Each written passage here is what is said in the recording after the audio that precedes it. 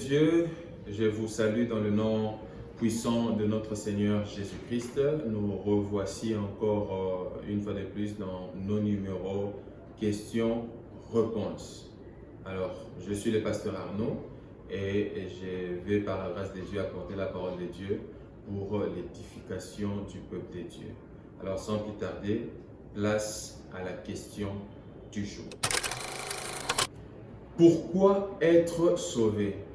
Belle question. Mais pour ce faire, je pense qu'il serait important pour nous de faire une petite récapitulation pour ce que nous avions déjà eu le temps d'en parler dans notre tout premier numéro. Nous avions vu sur qu'est-ce que être sauvé. Nous parlons bel et bien du salut, mais il est à noter que le salut est un mot un peu plus complexe et il nous faut essayer de comprendre par la lumière de Dieu la pensée de l'Éternel lorsqu'il a mis à notre disposition son salut. Alors, il est à retenir par rapport à ce que nous avions dit la fois passée, c'est que le salut n'est rien d'autre qu'un plan merveilleux que Dieu a placé pour le bien-être de l'homme. Dieu a créé le salut pour que l'homme soit bien dans tout son état. Le salut est lié à plusieurs aspects de l'homme. Le salut n'est pas que spirituel, le salut aussi s'occupe de l'aspect émotionnel de l'homme et le salut s'occupe également de l'aspect physique de l'homme. Il est erroné de penser que lorsque nous recevons le salut, c'est simplement pour être sauvé au niveau de notre esprit.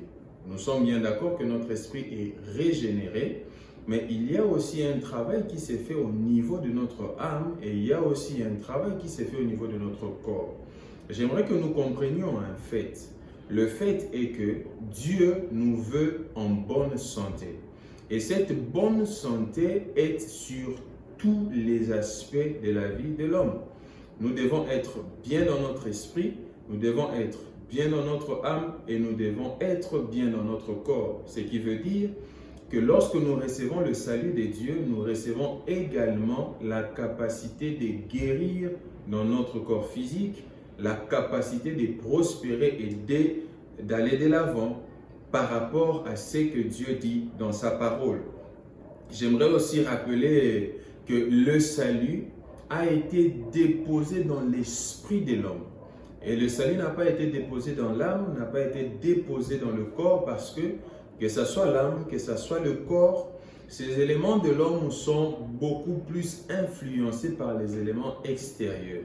L'âme, par exemple, au moindre contact avec le monde extérieur, par ce qu'elle voit, elle est en mesure de produire des émotions telles que la colère, telles que la tristesse, telles que la joie, alors que Dieu n'est pas influencé par nos émotions. Dieu n'est pas lié à des sensations que nous pouvons manifester. Dieu n'est pas lié à la colère ou à la joie que nous pouvons éprouver. La Bible dit ceci, que ceux qui sont conduits par l'Esprit de Dieu sont fils de Dieu. Le seul endroit possible qui permet à Dieu de bien pouvoir nous parler, d'entrer en contact avec l'homme, c'est bien son esprit. Dieu ne nous parle pas par l'âme, il ne nous parle pas par notre corps, mais Dieu nous parle au travers de notre esprit. Donc, si nous sommes enfants de Dieu, c'est que nous sommes conduits par l'Esprit de Dieu. Un autre élément important à comprendre par rapport à ce qu'est le salut, c'est que le salut est accessible à tous. Tout le monde est bien censé accéder au salut. La Bible nous apprend que Dieu ne fait point de favoritisme. Donc Dieu n'a pas d'enfants chéris qui, eux, sont destinés à recevoir le salut et d'autres non. Dieu ne fait point de favoritisme. Le salut est tellement accessible à tout le monde au point que si les conditions sont remplies, même un sorcier, même un occultiste peut bénéficier complètement du salut. Nous avions dit que le salut était comme un programme informatique. Lorsque la condition est remplie, le traitement est effectué. Donc, si un sorcier, un occultiste, un païen réussissait à remplir les conditions du salut, automatiquement, il accéderait au plan merveilleux de Dieu pour le bien-être de l'homme, ce que nous appelons les saluts. Et aujourd'hui, par la grâce de Dieu, nous allons tenter de répondre à la question « Pourquoi être sauvé ?» Pourquoi Jésus-Christ nous a-t-il sauvés? Quel a été son intérêt à nous sauver? Mais il y a encore une bonne question à se poser. Avant d'en arriver là, la question est de savoir de quoi Jésus-Christ nous a-t-il sauvés? Pourquoi l'homme, ayant été créé par Dieu dans des conditions merveilleuses, en est-il arrivé au fait de vouloir être sauvé par le Seigneur Jésus? Pourquoi Dieu, dans toute sa grandeur, choisirait-il de livrer son propre Fils pour venir sauver les hommes? Quel est le danger qui guettait l'homme pour pousser à Dieu d'imaginer les plans du salut? Sur ce, il est important pour nous de revenir à la Genèse, au début de l'histoire de l'homme, pour comprendre quelles ont été les raisons qui ont poussé Dieu à livrer son Fils pour le salut de l'homme. Genèse chapitre 1, le verset 26. La Bible nous dit ceci. Puis Dieu dit, faisons l'homme à notre image et à notre ressemblance, et qu'il domine sur le poisson de la mer, sur les oiseaux du ciel, sur les bétails, sur toute la terre et sur tous les reptiles qui rampent sur la terre. En analysant ces versets de la Bible, nous comprenons la pensée initiale de Dieu par rapport à l'homme. Quand Dieu a créé l'homme, nous pouvons déjà comprendre dans ces contextes que la terre a été créée dans le but d'accueillir l'homme. L'homme n'a pas été créé pour combler la terre, c'est plutôt la terre qui a été créée pour accueillir l'homme. Donc Dieu, dans sa souveraineté, avait déjà imaginé un plan et un domicile, une demeure où il allait placer l'homme. Mais quel a été le but de l'homme sur la terre? La Bible dit qu'il domine sur toute la terre. Dieu a créé l'homme pour dominer. J'aimerais ici épingler un fait, c'est que la pensée de Dieu, nous allons le voir un peu plus loin lorsque nous allons avancer dans notre enseignement, c'est que Dieu dans sa pensée n'a jamais imaginé l'homme pour habiter au ciel. Ce n'est qu'une erreur monumentale de penser que nous avions reçu le Seigneur Jésus-Christ, nous avions reçu le Saint-Esprit pour attendre passivement le ciel. Cela est utopique, cela est une erreur de penser ainsi. Nous allons certes aller au ciel, mais allez-y comprendre que nous ne serons que des transits. Nous serons en transit au ciel pour revenir sur la terre et vivre. Le lieu où Dieu a donné à l'homme pour dominer, c'est bien la terre. Nous avons beaucoup de choses à faire sur la terre. Déjà maintenant que nous sommes sur la terre, nous empêchons la putréfaction de la terre. Nous empêchons que la corruption remonte à un niveau tellement élevé. La présence de l'Église sur la terre arrête la progression de l'œuvre de l'ennemi et propage l'évangile de Dieu. Et c'est ce que Dieu attend de nous. Raison pour laquelle il nous a placés sur la terre. Et aujourd'hui, nous voyons que la plupart des gens essayent de vouloir aller au ciel en faisant tout ce qui est nécessaire en leur pouvoir. Ils essayent de faire le maximum possible en évitant le péché, en évitant des querelles, des disputes pour aller au ciel. Croyez-moi, cela n'est pas une finalité. Le ciel n'est pas la finalité. La finalité, c'est que nous revenions sur la terre dans la nouvelle Jérusalem pour être des rois ensemble avec Christ, pour régner et diriger ensemble avec lui. Adam fut créé de manière identique à Dieu. La ressemblance, la nature, il était totalement identique à Dieu. J'aimerais aussi apporter à la connaissance de plusieurs, je sais que plusieurs le savent, c'est que Adam était revêtu d'un corps immortel, le même type de corps que le Seigneur Jésus reçut lorsqu'il a été ressuscité d'entre les morts. Le corps d'Adam était un corps incorruptible. Cela veut dire que Adam avait le libre arbitre de faire ce qu'il voulait de son corps. soit accepter la corruption, soit refuser la corruption. Il avait le choix. Parce que Dieu, en créant Adam, a mis à sa disposition la capacité d'accepter ou de refuser le mal. Et Adam, malheureusement, comme nous le montre la Bible, a cédé à la pression du péché et Adam s'est rendu mortel. Donc déjà dans sa création, il avait le corps de gloire, ce corps qui était illimité, ce corps qui était immortel, le corps que le Seigneur Jésus a reçu lors de sa résurrection. Mais qu'est-ce qui est arrivé à l'homme pour que l'homme ait bien besoin d'être sauvé par Dieu?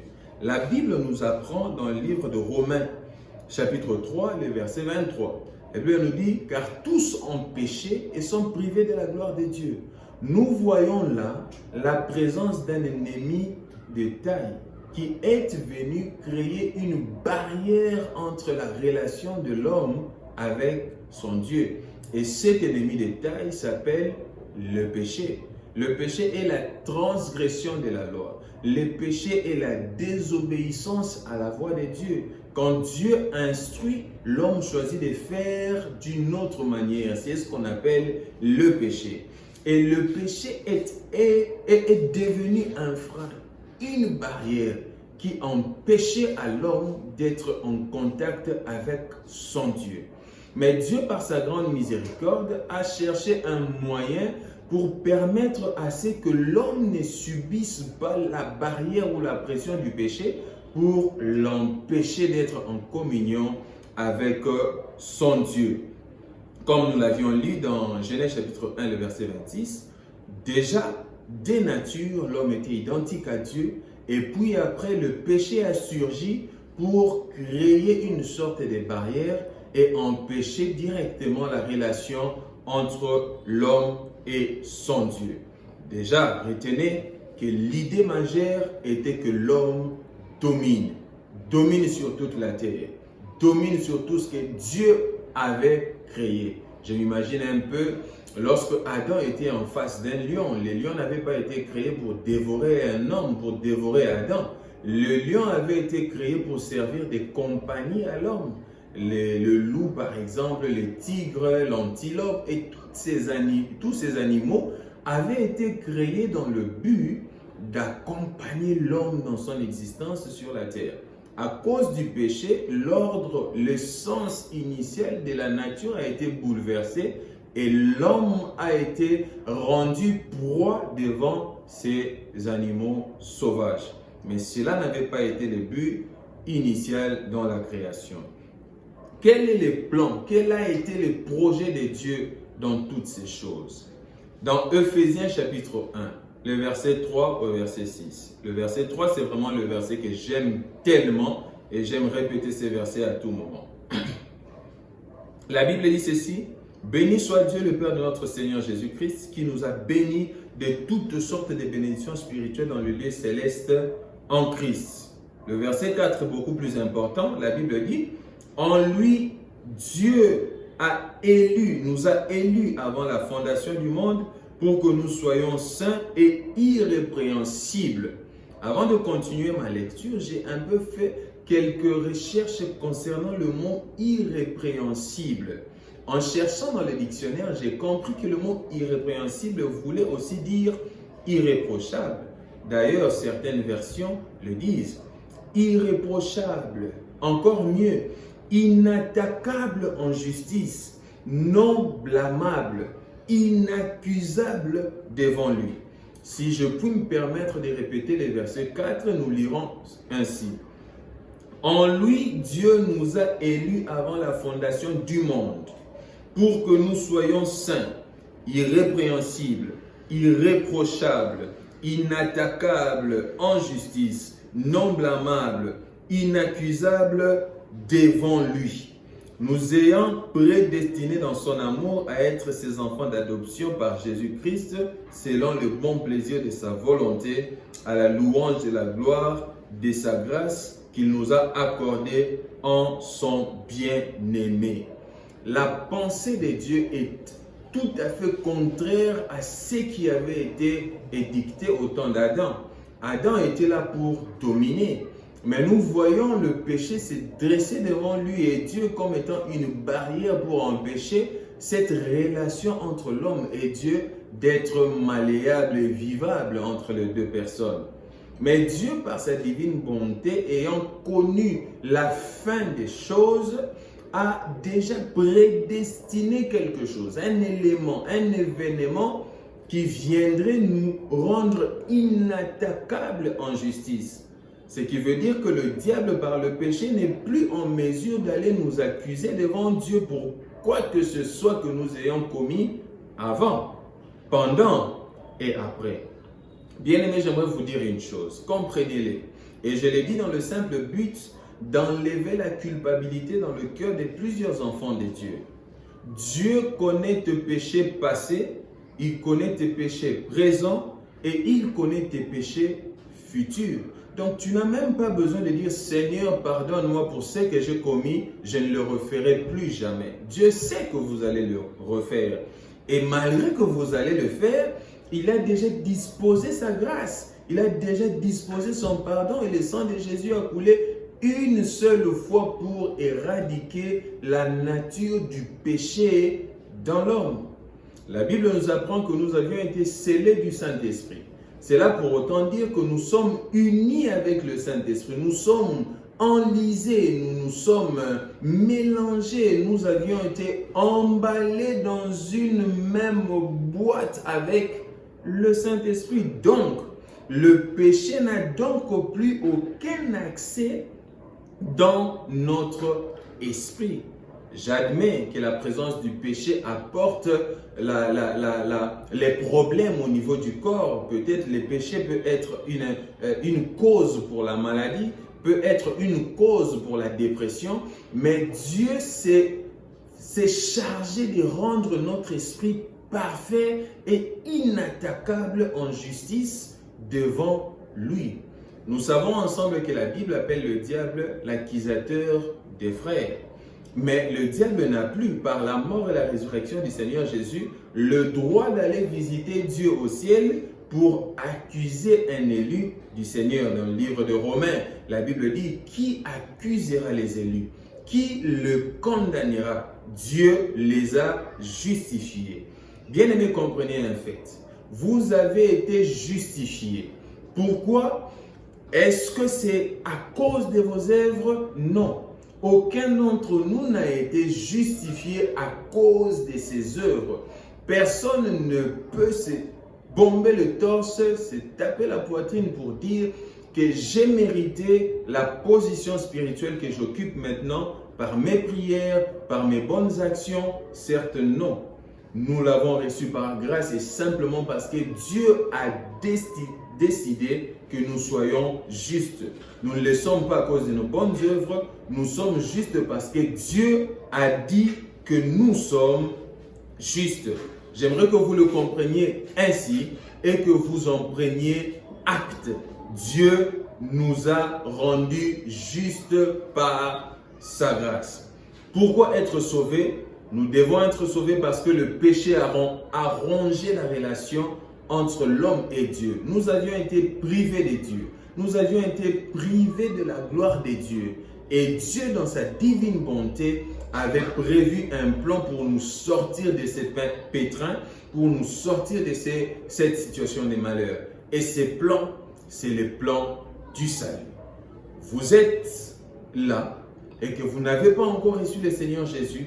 Bien-aimés, je vous assure que le seul moyen pour vous de bénéficier de tout ce qui est de meilleur à la vie, c'est de pouvoir recevoir le Seigneur Jésus-Christ comme votre Seigneur et comme votre Sauveur. Voilà, aujourd'hui, nous avons répondu à la deuxième question de nos numéros questions-réponses. La question était de savoir pourquoi être sauvé. Retenez ceci, nous devons être sauvés parce que le péché a rongé la relation entre l'homme et Dieu. Et nous avons été privés de la gloire de Dieu à cause du péché. Mais Dieu a une solution. La solution pour cela, c'est Jésus-Christ de Nazareth. Donnez votre vie au Seigneur Jésus et vous n'en serez jamais déçus. Nous sommes arrivés à la fin de ce numéro. Nous vous recommandons de nous laisser vos questions en commentaire et nous allons y répondre dans nos prochaines vidéos. N'oubliez pas de vous abonner à notre chaîne. N'oubliez pas de partager pour que le peuple de Dieu profite de ces messages. Que Dieu nous bénisse abondamment et rendez-vous dans notre prochain numéro questions-réponses. Que Dieu vous bénisse.